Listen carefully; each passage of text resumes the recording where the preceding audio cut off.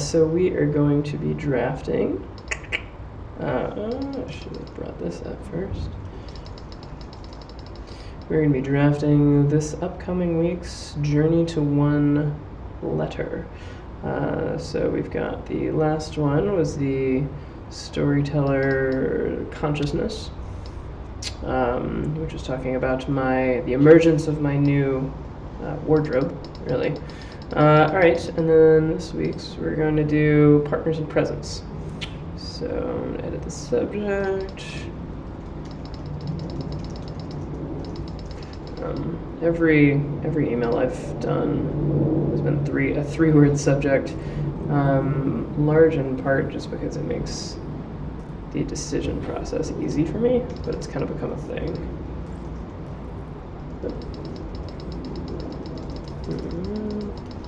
Partners and Presents. This will be sent on, what's today? Today is the 11th, so let's say it's going to be sent on 13th. Save. Partners and Presents. Great. Partners and Presents. Hopefully I'm not spelling this wrong. I've been known to spell that word incorrectly. Great. Partners and Presents, and then social card.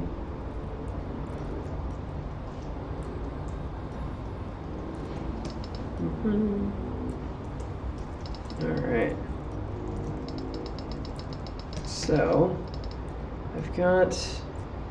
Alright, for those of you who are just tapping into the Journey to One. So the Journey to One is my newsletter to friends, which was inspired by Maria Popova's newsletter to 7 Friends, which later became Brain Pickings. We started with 20 people. And the first email I sent was basically me declaring myself to be an artist. And if you want to see that, just hit me up in the chat or ask BrianBot. But started with that, and then the third one that I sent was the Aligning Your Spirit newsletter, which was this one, and that led to the manifestation creation of Spiritual Bro, the Grammarly-like extension, which elevates the frequency of your language. Which I think I have a new trigger here somewhere. There we go. Hold on, let me actually open that. Apparently I can't. There we go. Not that one. This one. Yeah. How will you take advantage of this opportunity? Change that to how will you become more attuned to? So it's really fun because we can create any of those very quickly. But all right, back into this thing. Great. All right, so placeholder. Great. Okay, so Partners and Presents. I believe the story starts. Well, I think the second beginning of the story is going to be with Clark and Ted playing the hand game. Okay, so if you look at my camera, Clark and Ted, who are both Symposium regulars, Symposium is our bi-weekly event for co-creativity, and it's all about being present in play. And Clark and Ted are both regulars, and we went to this event called Startup Coil. I think it was the Startup Coil 8th birthday. Startup Coil, grab it. LA Tech Happy Hour, barbecue, yada yada, great.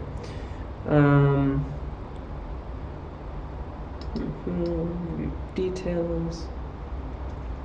Cool. Alright, so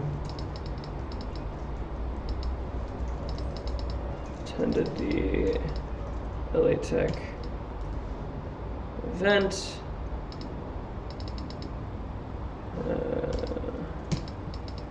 Have a link to that. Great. Okay. And then saw Clark and Ted.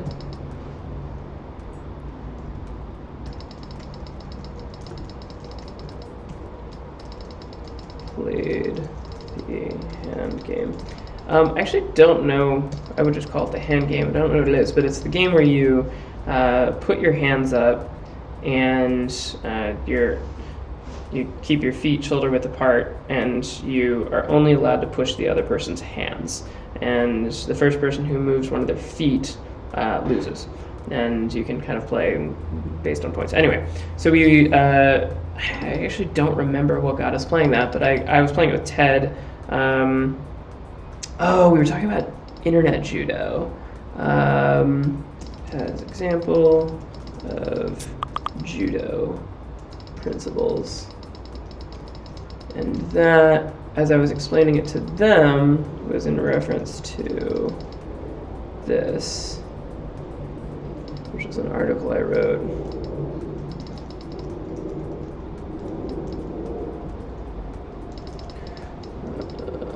Great. Okay, so attended LA Tech happy hour, saw Clark and Ted from symposium.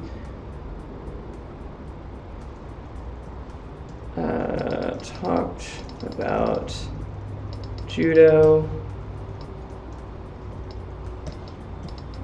principles, moving energy. So judo principles are all about using the energy and redirecting it, redistributing it, not fighting against it. And I wrote about that here. Okay, and then we played the hand game as an example of these principles. Fantastic. And then and then over Ted's shoulder, I saw Emily peeking in excitedly. Emily was she was a ballerina and UX designer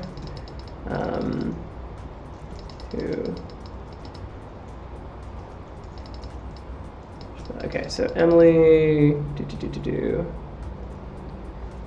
so very cute girl named Emily. Oops, not that. Great.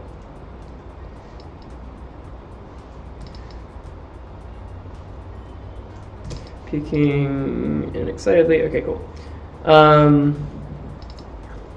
Okay, so this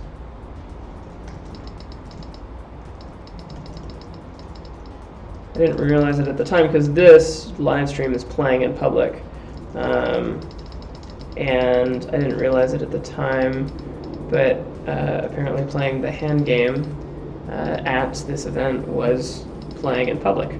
And as we were playing in public, I saw Emily looking over at Ted and invited her to play.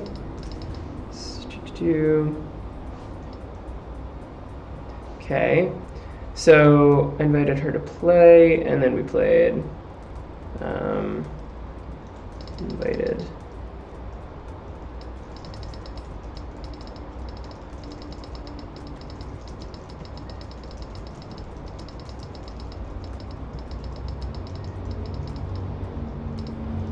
Okay. So she asked for my number.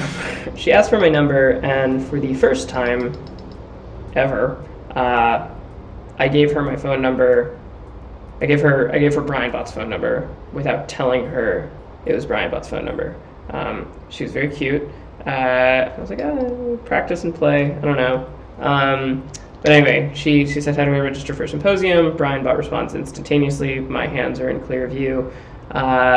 And she realizes that that she's been chatbotted.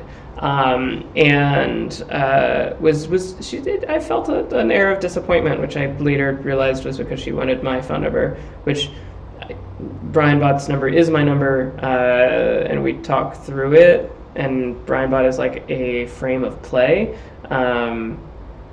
But I guess I realized that she was not accustomed to that frame of play, and therefore it was only a one-sided play.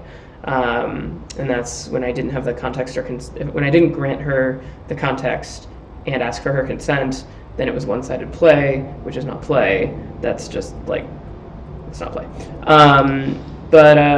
So anyway, she messaged to ask if she could go to Symposium, and BrianBot responded, but she didn't send me another message, so I'm pretty sure that I don't have her phone number, because we don't, unless you get to the human intervention through text with BrianBot, I don't actually know your phone number, and I don't think it saves, because we just haven't. I'm logging into Twilio to find out. I don't think it saves, which means that I don't know, unless she shows up for Symposium, I don't think I actually got this cute girl's phone number.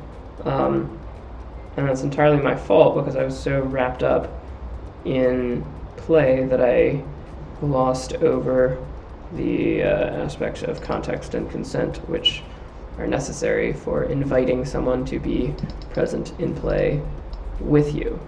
All right. Outgoing API, delivered, errors 16 days ago, received. This was yesterday. Does it give me a phone number?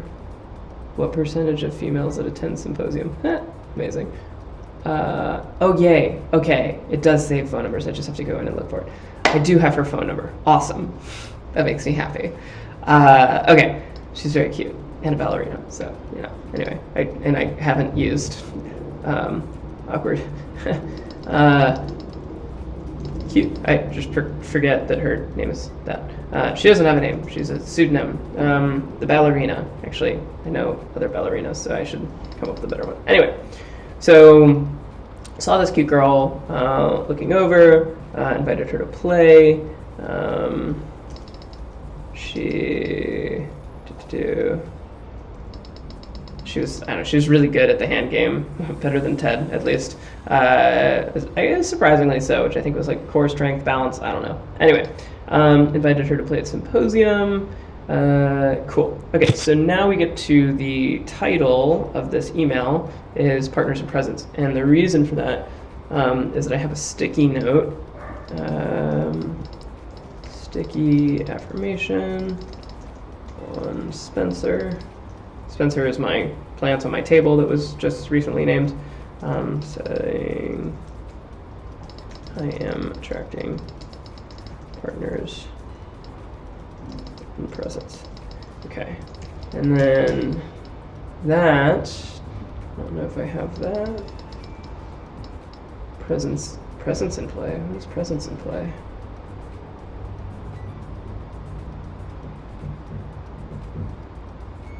Interesting. Okay. New. Alright, so this is my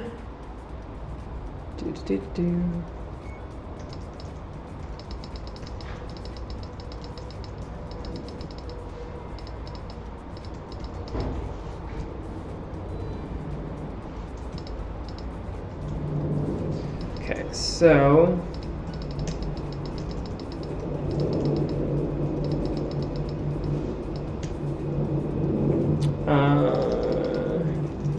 originated as a counter to the feeling of loss. Counter as a counterbalance? Counterbalance for the feeling of loss from the birthday girl,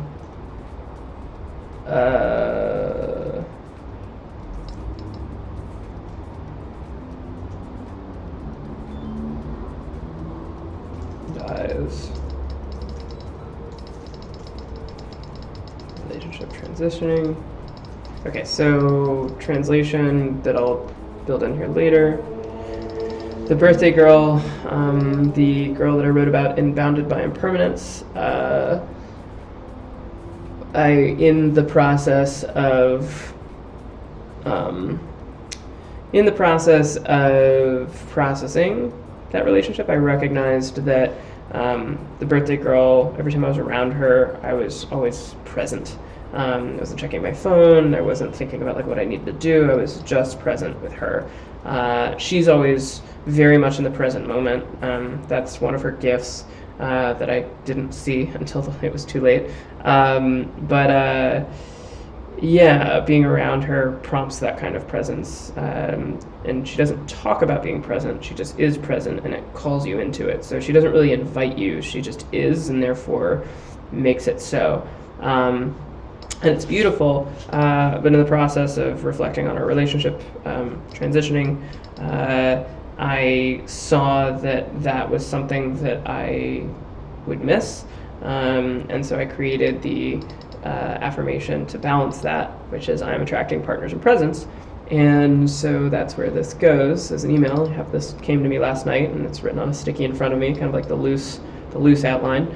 But I attended this event. I saw Clark and Ted.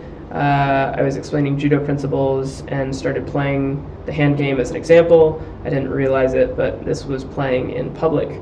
And then as Ted and Clark and I were playing in public, a cute ballerina girl wanted to play with us, and that became the manifestation of my I'm attracting partners in presence.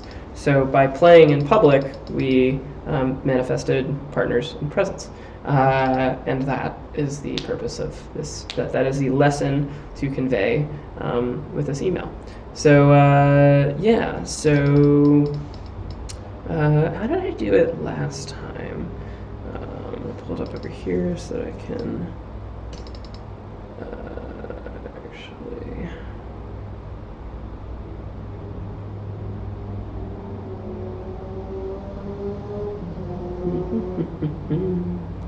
Where are we going slow? Processing abandon. Interesting. This one. Wait.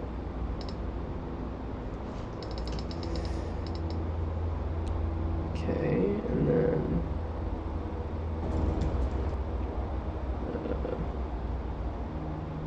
okay, so same format, event.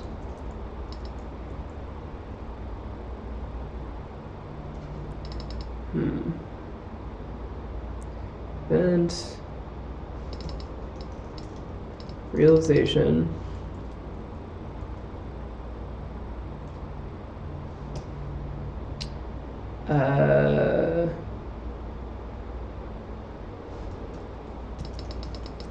Manifestation.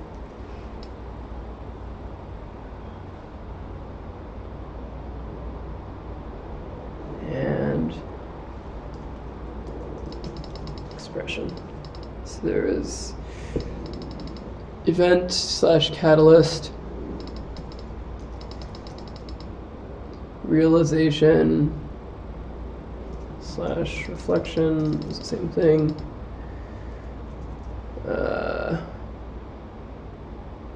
Manifestation and expression. Okay. I don't know what the expression is yet.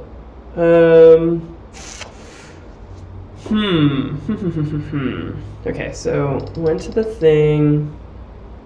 We went from because Clark and Ted are symposium regulars, we were predisposed to play, and when we started playing in public, unintentionally, manifested partners in presence, but the other partners in presence were Clark and Ted, so we all were partners in presence.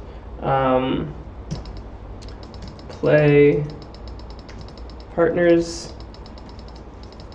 in play are partners in presence.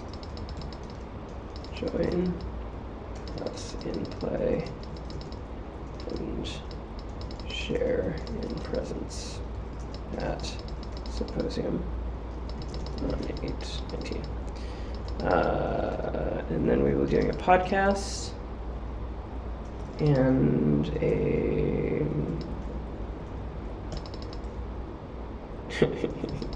time travel. Yeah. Okay, cool. So that is the draft outline. Outline partners. Cool. I can cross that off of my bullet journal. That was one of my to-dos for today was to outline this.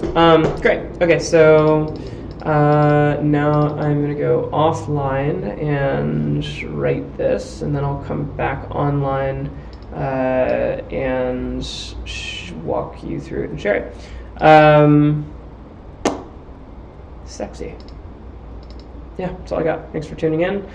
If you have questions, ask Brian Bot. And if I don't know, have an epic day. That's it. Just have an epic day. Just do it. Peace.